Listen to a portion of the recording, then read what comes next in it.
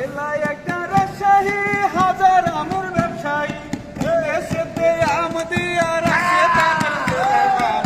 আল্লাহ তুমি রাখো বাংলাদেশের মান, আল্লাহ তুমি রাখো বাংলাদেশের মান।